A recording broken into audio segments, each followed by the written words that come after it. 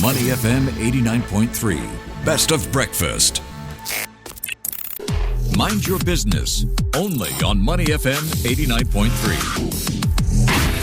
Thanks for joining us on The Breakfast Show. Audrey Seek here with you on Mind Your Business. And these days, ain't nothing going on but the rent, right? Rents in Singapore have been climbing. Remote work has shaped the way we live, and more young adults are choosing to live alone.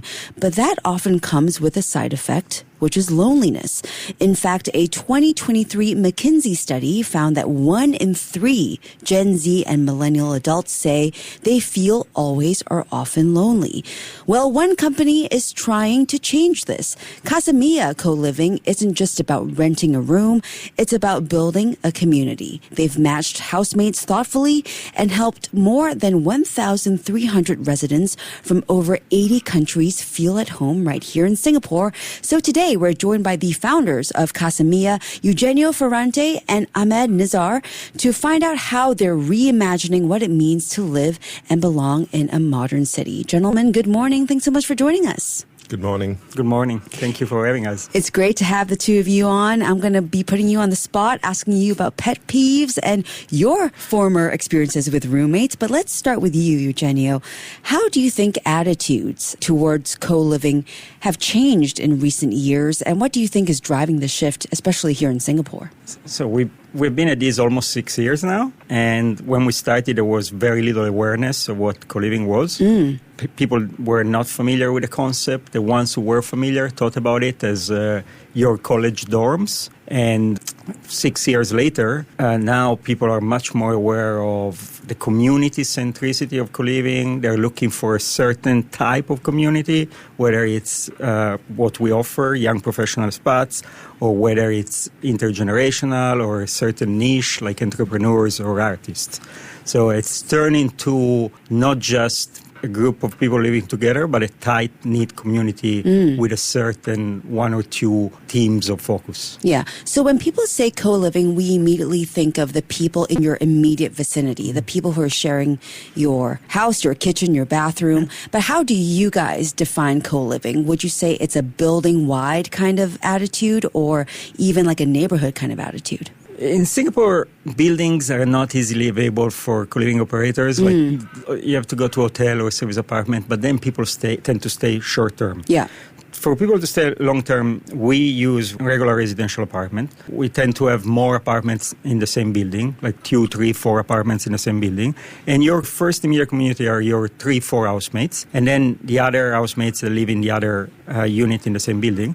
But we have regular events, 2, 3 times a month, to gather people from all the units across the city. So we have about 100 units, about 500 people. And whether it's the first Friday when we all get together for just a drink, or it's weekend activities like hike, climbs, other sports-related activities, we give many opportunities for our members to join across the apartment. So they have a wider community, not just the immediate neighborhoods. All right. So, Ahmed, let's bring you in here. How do you think co-living fits into Singapore's real estate landscape today? Of course, we are famous for the high rent and high cost of living here. So is this just a stopgap for high housing prices, or is it becoming more of a lifestyle choice for an entire generation? So co-living is fast becoming a distinct asset class on its own. And I think it's here to stay because it fits both long-term and short-term needs. For young professionals, it means a flexible, convenient way to live in an interesting location without the hassle of having to furnish the place and dealing with longer contracts. So it's really an affordable way to move to a new city. And in that sense, it's something that's not short-term. Yeah. So I'd love to hear your personal story, Ahmed. What experiences convinced you that there was a real gap in Singapore's rental market that was worth filling with Casa Mia? Early on in our careers, Eugenio and I both moved a lot around all over the world for work, and we sometimes ended up in suboptimal living arrangements, whether it's sharing with strangers we didn't like or stuck with long contracts in a neighborhood that didn't really suit us. And we wished we had co-living because you could have a community-focused flexible arrangement which fit those needs. So using that conviction, we decided to start Casa Mia to fill that gap in the Singapore market. All right. And Eugenio, some people may still have some misconceptions about co-living. What are the most common ones that you've come across that you would like to set the record straight today? I think the dorm-like experience is still a big one. We don't have people sharing 5 bathrooms like we were talking about before. We have a rule that the maximum number of people sharing a bathroom is 3, but most commonly is 1 or 2 people. Okay. So it's not your dorm. It's a regular home. You share a certain facility, but it's your home. And we want our members to personalize their place as much as possible, to really treat it as their home. Members stay with us long term. The average is 14 months. So they must feel that they can do to the place what they want to make it feel like their own. Okay, so tell me how Casa Mia membership looks like. The all-inclusive kind of experience, what's covered in the monthly bills. How do you guys keep it accessible? So we keep it accessible by sharing as much as possible. The memberships, the members typically are in their early 20s to mid-20s. Like all of our members are below 30. There are a few slightly above. They typically are in their first or second job out of university. They just moved to Singapore. Unlikely that they went to school here. So when they move to Singapore with their job, they don't have a network yet. And they're looking for a place where they can build that network. And we help them with that. And that goes back to some of our earlier moves. Ahmed and myself moved a lot. And we realized that the successful moves we made were the one where we already knew someone, or we quickly get to know a group of people that helped us with that move. Yeah. Okay. So are potential members of Casa Mia, are they interviewed before being offered a room? Who does the vetting here? And how do you balance being inclusive with ensuring members are a good fit for the community? There is a screening process, and about 30% of people who go through fail it. Oh, so 1 in 3, okay. Yeah, a few summers ago, we got an intern from NUS Psychology. We put together a questionnaire. It takes about 10 minutes to go through the questionnaire, and we look at certain traits. Earlier, we were saying, you have to have a predisposition to want to share a place with others. If you are not interested to even say hello to your neighbor, you're probably not the best member. And so we're looking for things like communal orientation. It's a big thing. If you're showing some traits of communal orientation, you're likely to make it in. There is a misconception from people who didn't go through didn't pass the screening. They were looking for extrovert. It's not true. I'm not an extroverted. I'm an introverted person. And we don't necessarily want people who are just fun to hang out with, but we want people who want to have that experience, or who have this predisposition to sharing. An open mind, maybe. All right, so Ahmed, if you can walk us through more specifically, the pricing model and the structure, and what is it that you're doing to make this a special option for people? How does it compare to rentals within the same neighborhood, let's say? So typically, staying with us costs about a third less than conventional rent of taking your own studio. So there's 2 components to it. One is that you have a straightforward, transparent price on the rent. And then you only pay for the share of the actual bills that you incur. There is no discounts, markups, haggling. Prices are very transparent on our website. There is various price points from under $1,000 to about $2,500 per room. So we cater to every budget in our target market, which is young professionals in their 20s. So how do you guys decide which neighborhoods to expand into? Are you guys pretty much scattered around Singapore? So we started in River Valley, and we expanded to nearby neighborhoods like Tiong Bahru and Orchard, and we have a pretty large presence in the west as well, catering to mature students who don't want the dorm experience.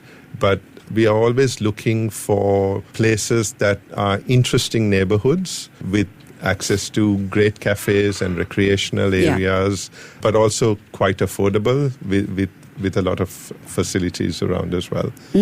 So it sounds like the expat community can really benefit from Casa Mia, getting to know a community and a new country possibly.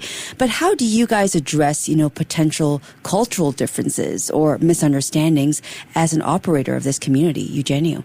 We leave it to the housemates as much as possible. Okay. We have made a point through the screening process to make sure that we, again, are looking for people who want to share. Yeah. And we are called in to mediate very rarely. And when we are, it's not typically because of cultural difference. It might be more because of really pet peeves that you were mentioning before, or people who really have different behaviors that they're at the point where even the housemates are not able to find an agreement, and they ask us to mediate. We move people between homes if we think that it's just a specific set of one or two people who are not going along, or we ask people to leave if we realize that they haven't made necessarily the best choice. Yeah. So when it comes to the feedback you guys have gotten from the members or people in this community, have things been going well so far? Minimal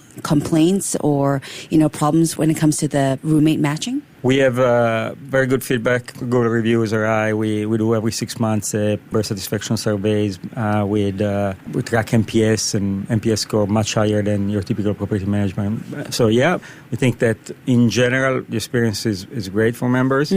There are complaints about affordability. I think it's, even if you're renting on your own or if you're just living in Singapore, it's going to make you complain about affordability of rent or even buying a house. But in general, the experience is very positive from what we see in the surveys that we do regularly. All right, that's great to hear. Do you see Casa Mia expanding beyond Singapore? And if so, what cities are at the top of your list? Ahmed? So we're currently focusing on Singapore because it has a very unique set of variables, which is a large pool of young professionals. There is a high cost associated with it, which means, as Eugenio said, someone in their first jobs, even if it's a very good job, can't afford their own place. And there's friction in the property market. When we both moved from the UK, there are so many little idiosyncrasies. Like in London, fully furnished means you have linen included, whereas over here, fully furnished is like, a coffee table and a fridge, right? So we gave away all our furniture and came here and had to buy everything again. So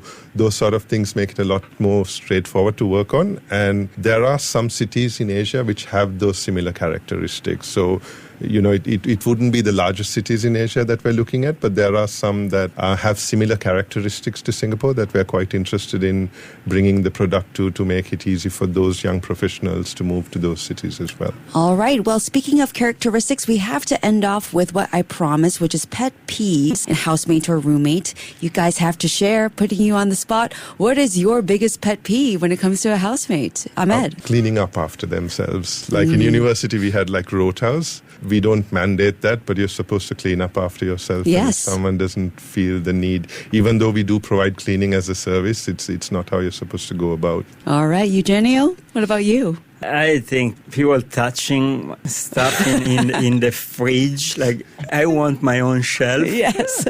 If someone wants to help themselves to something, they should ask before, not just help themselves. Yeah, who touched my peanut butter, right? Right. All right, well, this was a great conversation. We've heard today that co-living isn't just about space, it's about creating connection and belonging and community in an increasingly individualized world.